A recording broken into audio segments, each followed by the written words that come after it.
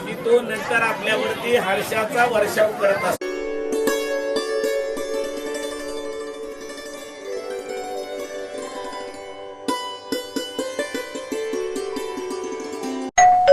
अहो उठा ना, ऑफिसला नाही का जायचं?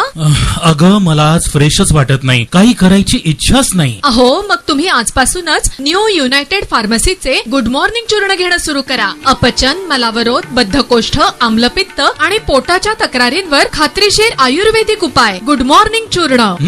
35 वर्षांपासून सगळ्यांच्या पसंतीचे गुड मॉर्निंग चूर्ण औषधांच्या प्रत्येक दुकानात मिळते.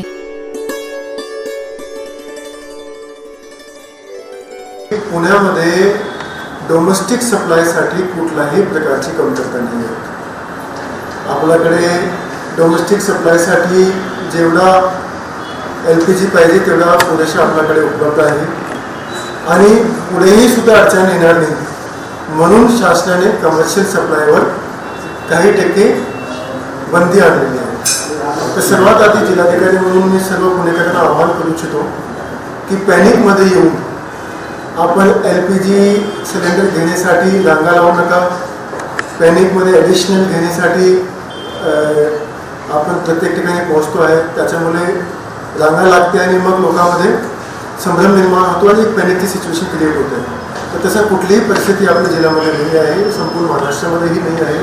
पुण्यामध्ये इनफॅक्ट प्रोडक्शन पण होत असतो आणि म्हणून कुठल्याही प्रकारच्या डोमेस्टिक सप्लायची कमतरता आज पण नाही, पुढे पण येणार नाही. त्यासाठी सर्व काळजी शासकीय स्तरावर घेतली जात आहे. याच्यामध्ये एक गोष्टी आम्ही सांगू शकतो, कंटिन्युअसली आपल्याकडे सप्लाय येत असते आणि शासनाने 4 प्रकारचे प्रायोरिटीज प्रमाणे करून दिलेले आहेत की मागचे 6 महिन्यामध्ये जेवढा आपल्याला साठा लागला होता वेगवेगळे सेक्टरसाठी, त्याच्यामध्ये domestic supply, commercial supply, priority सेक्टरचा सप्लाय, त्याच्याप्रमाणे त्याने मागचे 6 महिन्याचा अंदाज घेऊन 100%, 80% पुरवठा केला, त्या पद्धतीचे आदेश दिलेले आहेत. तर त्याच्या अनुषंगाने डोमेस्टिक सप्लायसाठी निर्देश असे आहे की 100% सप्लाय आपल्याला करायची आहे. त्याच्यामध्ये मात्र एक अट आहे की एक सिलेंडर जे आहे ते 25 दिवसासाठी, म्हणजे एक कन्झ्युमरला 25 दिवसामध्ये एक मिळते. तर तो एक कंडिशन शासनाने लावलेली आहे. पण याच्याशिवाय कुठल्याही प्रकारची कमतरता असणार नाही. आपल्याकडे सफिशियंट क्वांटिटीमध्ये आहे. सप्लायसुद्धा चालू आहे आपल्याकडे, प्रोडक्शन पण त्या पद्धतीने चालू आहे. तर डोमेस्टिक सप्लायला कुठल्याही प्रकारची अडचण येणार नाही. काल चीफ सेक्रेटरी स्तराची बैठक पण झाली आणि त्याच्यामध्ये त्याने आणखीन 2 दिशानिर्देश आम्हाला दिलेले आहेत.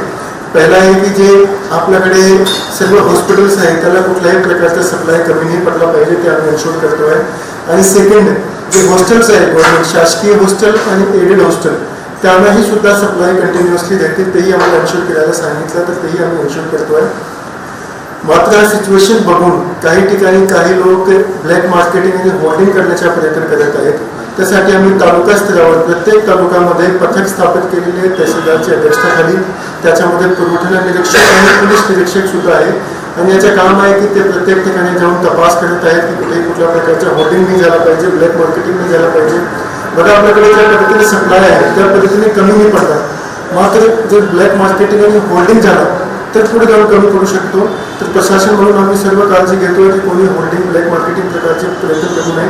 आम्हाला काही ठिकाणी खूप असेही तक्रार आलेली आहेत की हा सिच्युएशनचा वापर करून काही ठिकाणी काही लोक जे आहेत ते जास्त दरामध्ये विकण्याचा प्रयत्न करते. तर त्या ठिकाणी आम्ही काही कारवाई केलेली आहे, निरोप पण दिलेले आहेत.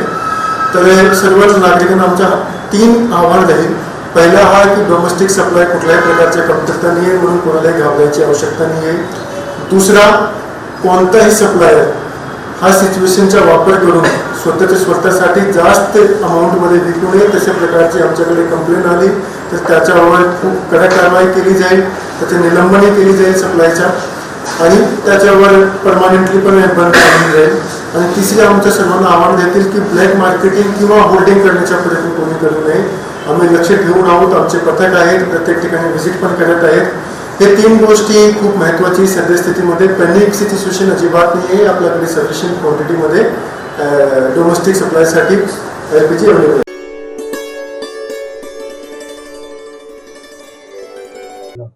मित्रो, आमच्या अभिनेत्री आणि गायिका पुष्पाताई चौधरी यांना सर्वप्रथम मी वाढदिवसाच्या शुभेच्छा देतो.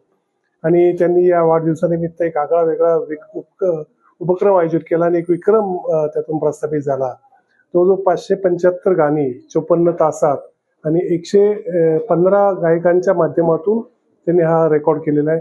निश्चितच अनेक या माध्यमातून नवीन नवीन गायकांना या रेकॉर्डमध्ये सहभागी होता आलं आणि एवढ्या गायकांना एकत्र आणून अशा प्रकारचा विक्रम स्थापन करणे ही सोपी गोष्ट नाही. पण ताईंनी अहोरात्र मेहनत घेऊन हा विक्रम प्रस्थापित केला. मी अखिल भारतीय मराठी चित्रपट महामंडळ, अखिल भारतीय मराठी नाट्य परिषद आणि महाराष्ट्रातील तमाम गायकांच्या वतीने त्यांना वाढदिवसाच्या शुभेच्छा देतो आणि त्यांच्या हातून असंच वर्ल्ड रेकॉर्ड दिवसेंदिवस घडत जावं या त्यांना शुभेच्छा देतो.